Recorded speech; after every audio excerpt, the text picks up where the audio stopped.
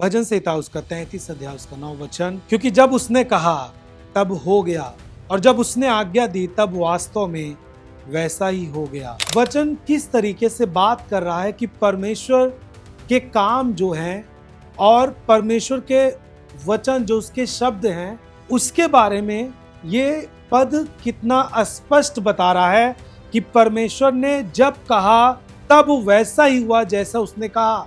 और मैं आपको बताना चाहता हूँ, बाइबल का एक भी शब्द कोई भी मजाक के तौर पर नहीं बोला गया है।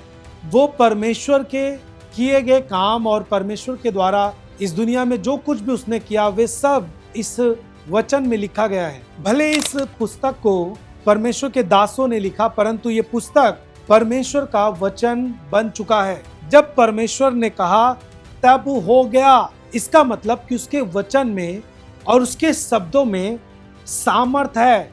जब परमेश्वर ने आज्ञा दी तब वास्तव में वैसा ही हो गया।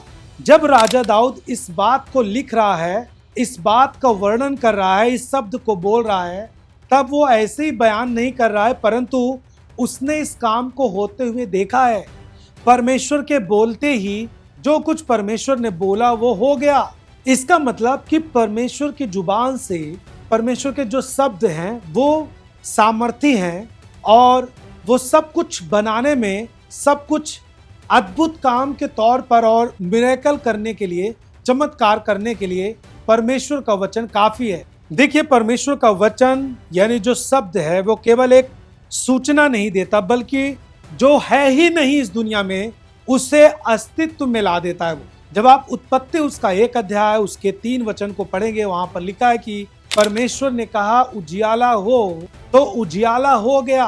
उस समय वहां पर उजियाला नहीं था, और केवल परमेश्वर ने उजियाला नहीं बनाया, परंतु परमेश्वर ने जो कुछ भी बातें बोली, कोई भी उसका शब्द जो है वो खाली नहीं गया। उसने जो कुछ बोला उस शब्द के द्वारा वो चीजें अस्तित्व में आ गई। हालेलुया।